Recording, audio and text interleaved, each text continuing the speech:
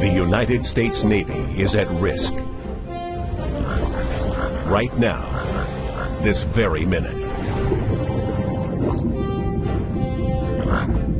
Wave after wave of unwanted intrusions capable of striking anywhere on the planet, including right here at home. The probes are invisible, but they could potentially cripple our forces with as much devastation as any bomb or missile. This is all occurring in cyberspace, the worldwide domain where communications, intelligence gathering, kinetic operations, logistics, and command and control can be threatened at network speed.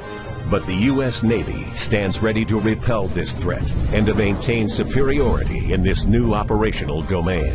The cyber warriors of U.S. Fleet Cyber Command and U.S. 10th Fleet help operate and assure the security of Navy networks around the world, providing powerful cyber capabilities necessary for warfighting superiority across the full spectrum of military operations. Any entity with access to the internet can operate in cyberspace, including criminals, terrorists, hacktivists, and nations large and small. As vast as the internet has become, cyberspace is even larger, with virtually all commerce and communications passing through electronic networks. From GPS systems to wireless phones, credit card scanners to automatic climate control systems, and the U.S. power grid, all are vulnerable to cyber attack. And so is our military. Each day, the Department of Defense alone receives 6 million probes. The traditional operational domains of maritime, land, air, and space have definite boundaries that separate one from the other. But a fifth operational domain, cyberspace, crosses all domains. Cyberspace is where the battles of the future will be won or lost. 10th Fleet is no stranger to unconventional missions.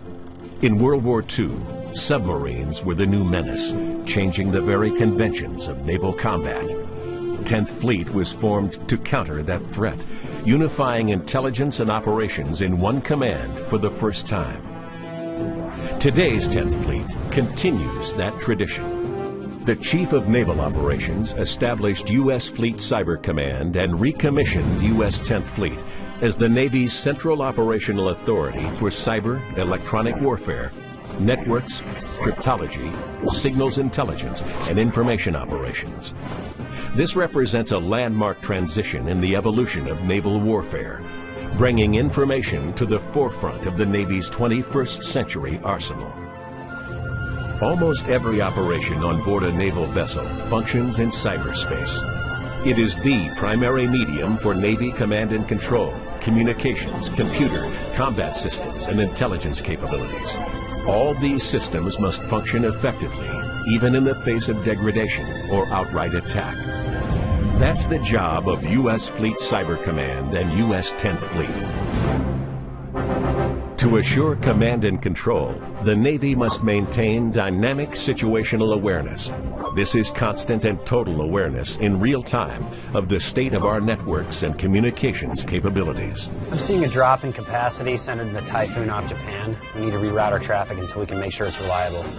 An extension of dynamic situational awareness is dynamic network defense, the ability to proactively counter intrusions or hostile acts against our networks before they disrupt our operations, and to seamlessly maintain continuity of command and control. Battle Watch, Captain. I'm detecting a large amount of traffic flowing into the 5th Fleet MOC. Sir, our network sensor grid is indicating a malicious signature there as well. I believe they're probing our premise router and are getting ready to launch a denial of service attack. Block an incoming source IP address and have intel pass it to U.S. Cybercom J2. Yes, sir.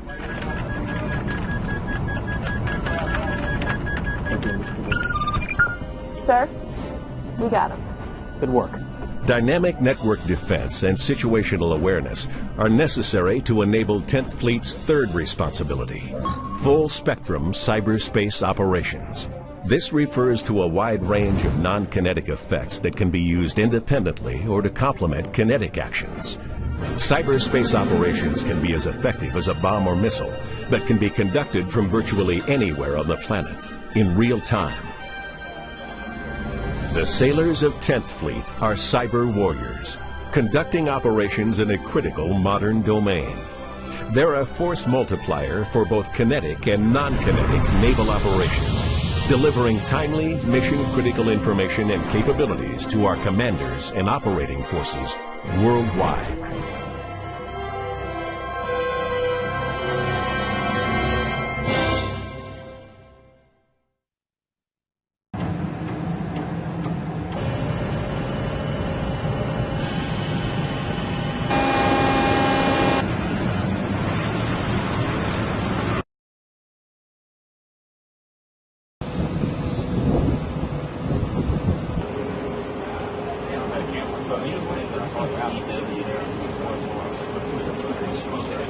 Service CEO looked at our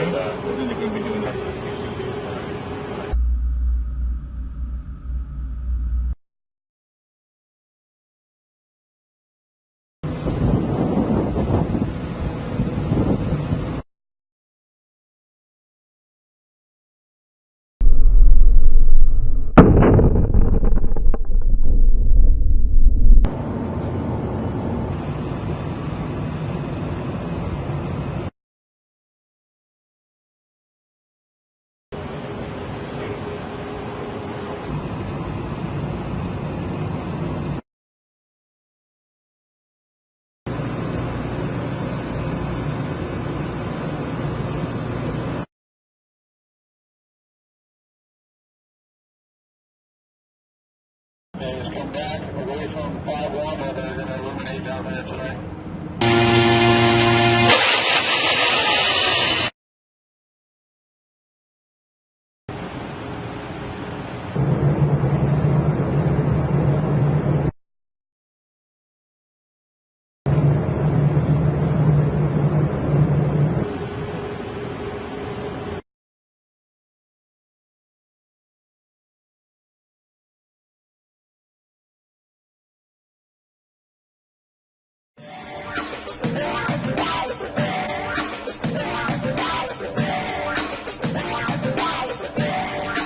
We're actually out here performing flight tests for the F-35C to open up the flight envelope and see what we can learn to get the F-35 ready for carrier evolution, launch, and recovery.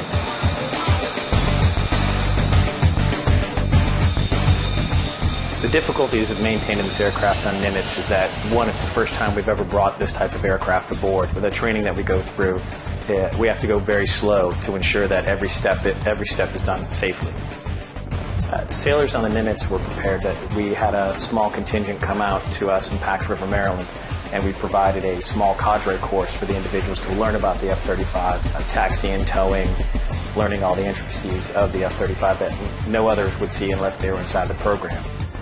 Every moment being on the deck, working on the aircraft, being around, working with the crew, bringing the aircraft up and down on the elevators. I think every day is new challenge, new excitement, and we learn something new every single day, every time we move the aircraft. Every moment we're learning something new about the aircraft and how it interacts with the flight deck crew and the aircraft carrier itself. So it's pretty tough to learn on the fly, but that's what we're doing out there. That's what we've trained for back at Pax River for the past 5 years for the aircraft.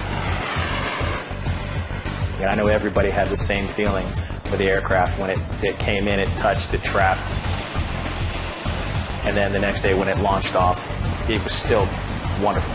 It's not every day you get to make history, and we made history with the F-35C for the Navy as a whole.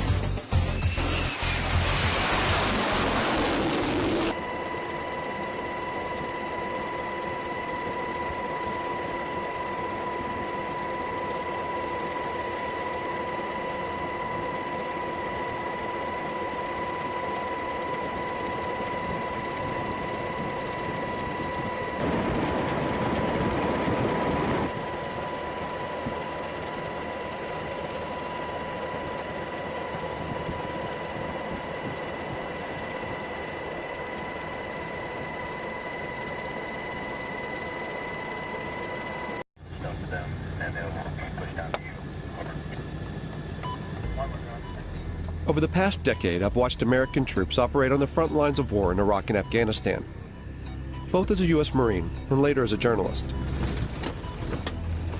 During that time, two things have struck me. First, Americans have developed a low tolerance for seeing their soldiers return home in coffins. And second, soldiers are surrounded by an overwhelming amount of new technology.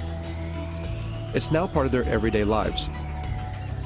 These two trends are shifting the way the U.S. fights its wars. The Pentagon is currently building an army of what it calls unmanned systems. It's their fastest growing arm of development. And there's a momentum to create machines with more autonomous capabilities, robots which can take certain decisions themselves. But what will this new era of warfare look like? And do the legal and political structures exist to deal with it? These are big meta changes that are happening in war that we've got to wrap our heads around. So I see this as a very major threat to respect for human rights. What is war going to look like when it's robot versus robot? Who wins that war, and how can you even tell?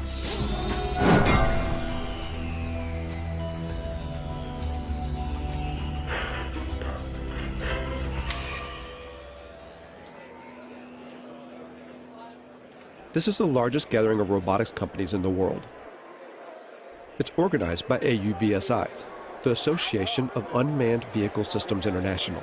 So these are successfully used in operations at the reactors. Hundreds of private corporations and university researchers are here to show off their latest cutting-edge inventions. And so there's things that we can actually pick up with the gripper, use them to defuse a bomb, and then put them back. They're all either selling their products or soliciting funds for their projects. And most of them are targeting a single customer with deep pockets, the U.S. military. This is an annual conference for the robotics industry in Washington, D.C. And years ago, this was a pretty small gathering. This year, there'll be over 7,000 attendees. It's an enormous business here now. It covers everything. You'd be surprised what you could find. Everything from unmanned boat ships, submarines, to armed drone helicopters. And just the air portion of the robotics or unmanned industries this year will be worth $7 billion.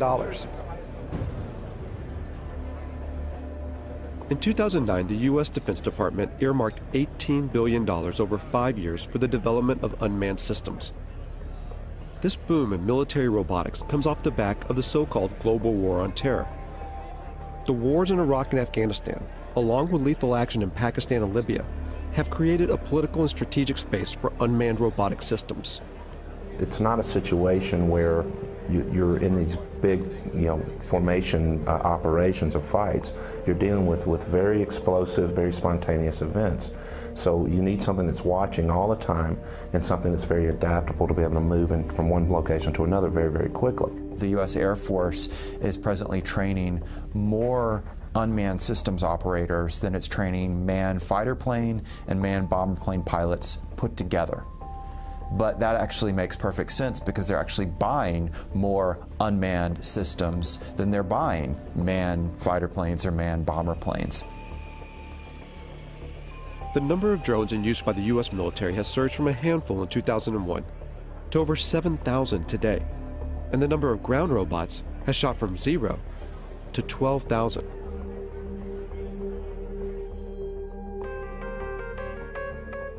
When you start to take a look, the amount of robot research funded by the U.S. military is astonishing.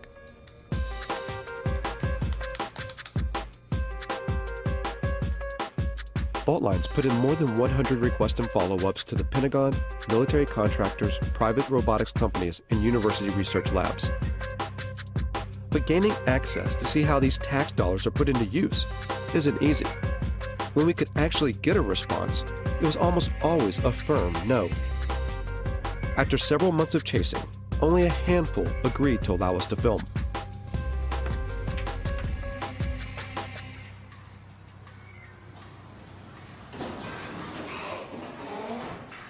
Tardec was one of them.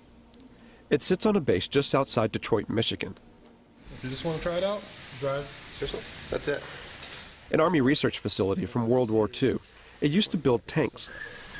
Wow, look at that. Now much of their work is dedicated to robotic technology. What we're looking at here at Tardec is unstructured environments. So robots that can move out of the area of very strict programming.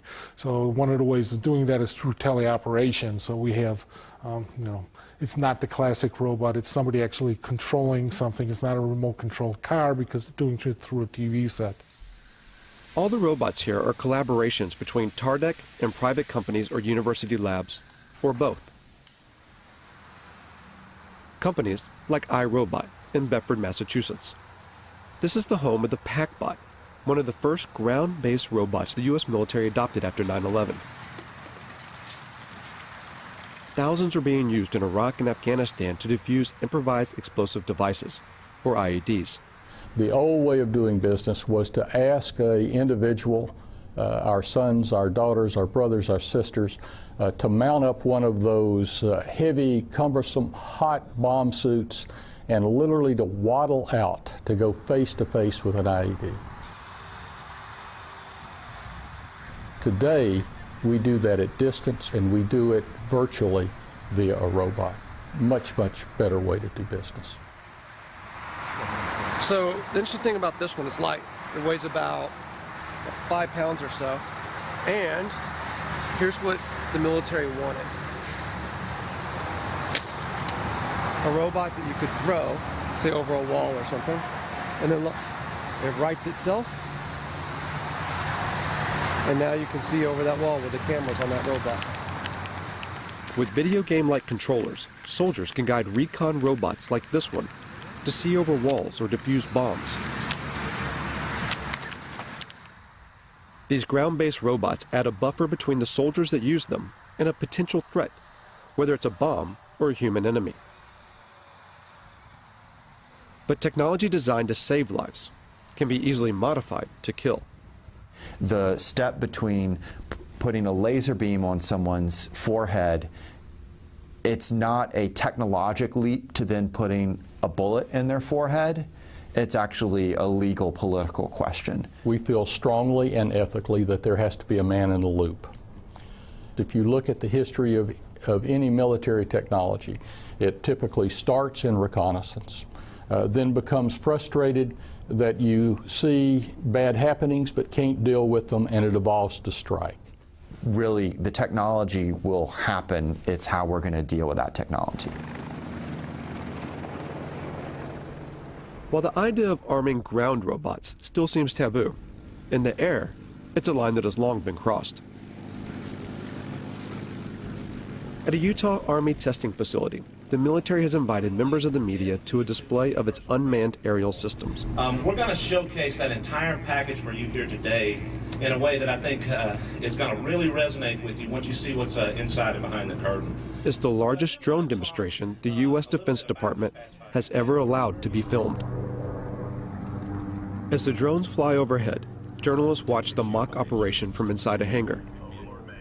From 7,000 meters in the air, the Gray Eagle hunts its target. 8-9, Overlord Maine. Maintain eyes on that truck. It's estimated that the Pentagon will invest nearly $37 billion toward drone development through 2020, advancing unmanned systems more than piloted aircraft. Oh, I think it's fundamentally changed warfare. I think it's fundamentally changed the way we operate.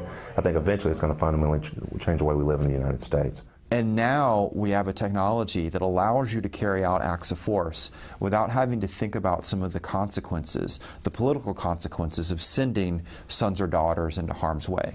So in my mind, the barriers to war in our society, they were already being lowered. Now we have a technology that literally takes those barriers to the ground. Apache 17, track target 2. All of which make it such an attractive tool for the U.S.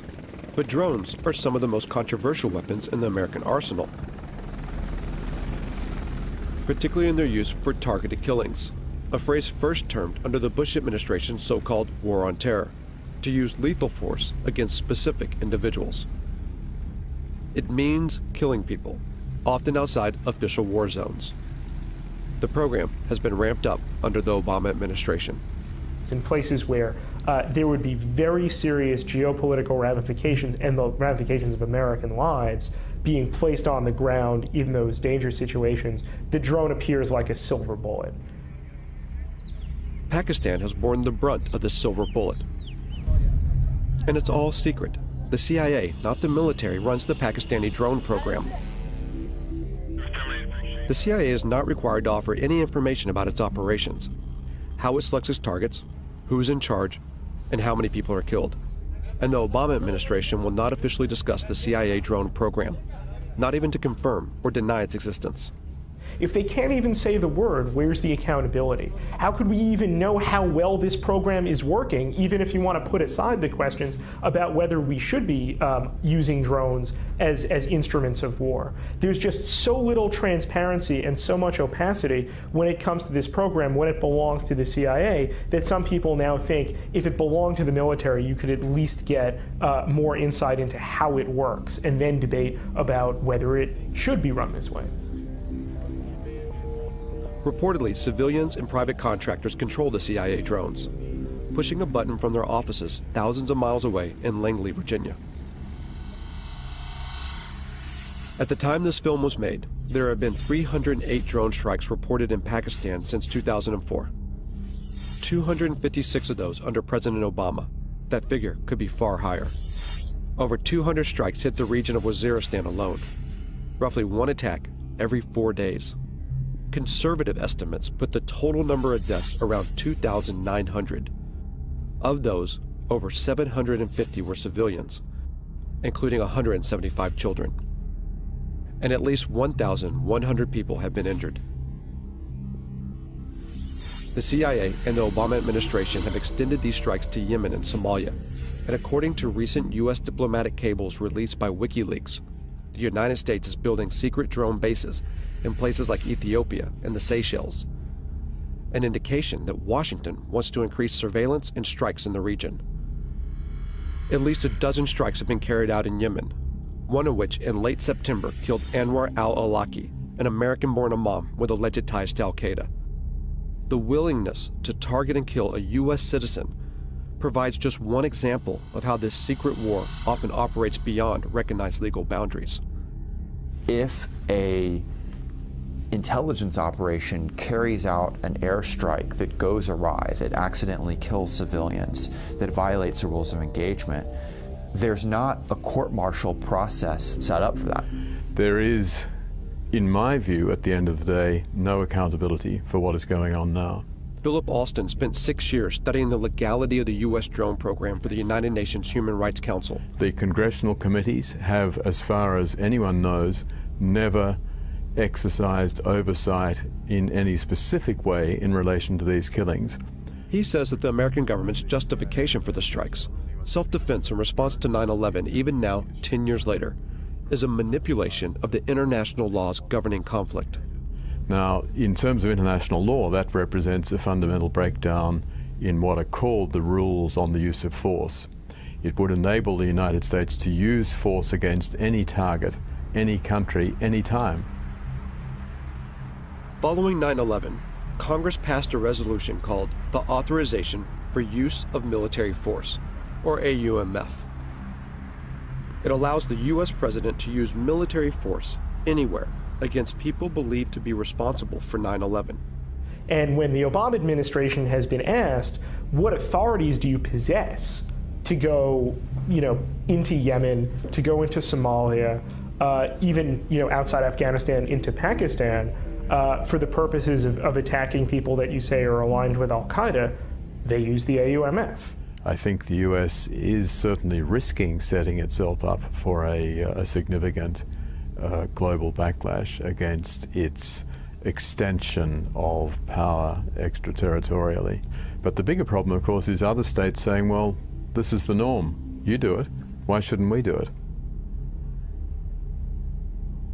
The UN Human Rights Council has taken no action to further investigate the legality of the U.S. drone program.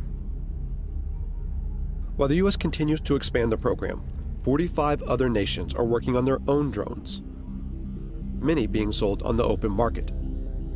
In the rush to churn out robotic military systems, who buys these technologies and how they're used has minimal international oversight. In short, the law is not keeping up with the pace of development. Technology doesn't stop, and that's, I think, one thing that people need to realize is that it's accelerating ever faster, not just in the number that we're using it, but how advanced it is. The accelerated pace of development is such that it is inevitable that we are creating machines that are going to be able to do things we cannot currently conceive of them doing. I think if the United States were serious, part of this major program to, if you want to create a word, to robotize its war-making functions, would be to build in various safeguards designed to ensure respect for the laws of war. There has been a mad dash for advancement with very little consideration for how that advancement will play out against human society. And Rita J. King is a futurist who studies the potential dangers that technological advances in robotics and artificial intelligence can bring. Within the United States, you have the military, and then you have, private business, and you have universities. So all these different groups are doing their own research and their own creations at different paces. And eventually there will be more of a coming together of these different aspects of the programming and the creations, and we will cross a line. In a university lab at Virginia Tech, Professor Dennis Hong and his students work on a robotic soccer team. The real thing is, if you want to use these robots outside the lab in real life doing real work, then without all the skills needed to playing soccer, it won't happen. So it's a really good controlled competition where we can develop all the technologies needed for robots to be used in real life. Virginia Tech's funding comes from a variety of sources. These robots are part of a project sponsored by the National Science Foundation. But they also take on projects financed by the U.S. military. So as a research lab, the technology we develop, we want the society to be using our technology. Of course, many of our robotics projects, most of them, if not all of them, are to help the society. But here they recognize that a technology's ultimate use is unpredictable. Time to time, as a group, we sit down and discuss about these kind of problems. Mainly, it's very sensitive, especially for when we work on military-funded projects and those kind of things. But many times, we don't have any control once it leaves our hands. However, that's true for any technologies, any science besides robotics as well. It's hard to put a timeline on how fast robots and artificial intelligence will develop. But almost everyone we spoke to seemed to believe that in just a few decades, the robots that will exist in our world will be unrecognizable by today's standards. I think the probability is virtually one, a certainty, that machines will be as intelligent as people, that we will have intelligent robots, that robots will be ubiquitous. So then the consensus of people in the industry is somewhere around 2025, 2030, and even if you were to say, oh, that's optimistic, so maybe it's 2050. Maybe some of us won't be around to see it, perhaps, but it's not that far in the future. It's not 1,000 years. It's not 500 years. It's certainly not never. When people say machines will never be as smart as people, never is a very long time. The robots that we create could, of course, eventually will become much smarter than we are. And because they're smarter than us, we won't be able to conceive of how smart they are. And we'll have no control over that. And I don't think our brains are really equipped to accept the enormity of what that means, because we do find ourselves intelligent now. Science fiction stories have always made predictions about conflict between machines and people. The way to avoid that is for humans to always be at least as intelligent as their machines. While we may not know exactly if or when robots will become as intelligent as humans, at AUVSI, the talk of autonomy, of military robots taking more decisions by themselves, is growing. Work on the next generation of autonomy, maybe before it's really needed, to show where it can go. General Riggs talked about unfair advantage, and I'm in full agreement with him. We want unfair advantage. We want lots of unfair advantage. Why shouldn't we? And unmanned systems, and especially weaponized unmanned systems, clearly provide a huge advantage. So how far will robot autonomy go? And will a robot ever be allowed to make the ultimate decision to take a human life? Officially, the U.S. military claims there will always be a man in the loop, that a human will always make the decision to kill. But there are signs that this may not always be the case. In 2006, the Army funded a major study to find out if lethal autonomous robots could be programmed to act ethically on the battlefield. There's a long and rich history of war crimes in every war. We try and train our soldiers, and soldiers are instructed in this, but we are human beings. And there is emotions, there's anger, fear, frustration. We don't have to put those in autonomous systems. We can engineer out the emotions that get in the way. Ron Arkin, a professor at Georgia Tech, worked on this study and argues that robots can be more ethical than human soldiers, even in decisions to kill, by programming in what he calls bounded morality. You establish a venue, a region, or a task environment, or a mission under which the system is operating, and you engineer that system to make sure that it acts appropriately under those particular circumstances. Whether it makes that decision what to fire at, when to fire, and who to fire at, that I think is a critical decision that we already sort of ritualize within the military decision process, and we shouldn't relinquish that. There's reasons to deny people their right to life, self-defense, intervening on behalf of another to defend their life.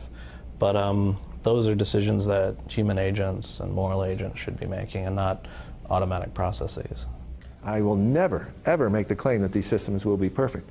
But I do make the claim that, I have the belief that these systems can outperform human beings in the battlefield, ultimately from an ethical perspective. We do have a moral responsibility to try to prevent this, and to not invest our time and energy and resources as scientists, as a society, into building a technology that has that kind of capacity to kill people on its own. But for now, there are no signs that research like this will stop. Because there's an assumption that underlies not only Arkin's work, but also the billions spent on defense. The assumption that war will always continue. War is a very cultural thing. It's a kind of a social deliberation instead of a moral deliberation, or a cultural deliberation, if you will. Like, how do we want to fight wars? What is it to be a warrior in this society? And what does this society decide that war is about and is good for? In the past, battles had formal boundaries and ends, where each side had to bury their own. But as more robots go to war on behalf of humans, what stake does society hold? As killing becomes more automated, does it make war all too easy? So I think that is a big issue as far as what these technologies are going to do, and making war much easier to become involved in, and really detaching, especially in the United States, the American public from its sense of responsibility and moral and social deliberation that should go into deciding when wars occur. A lot of people say, well, why don't we stop working on this technology? There's a problem, though. You'd have to stop science. It means you'd also have to first stop war and stop capitalism. And there's such a vast amount of money that goes into thinking about defense problems and solving defense problems, that if we turned that time and energy and resources into solving more practical problems, we would actually probably alleviate most of the social and political problems that cause us to have defense and security concerns. And the fact of the matter is that most of the funding that's going into robot research, of course, is to create a better war machine. And to what end?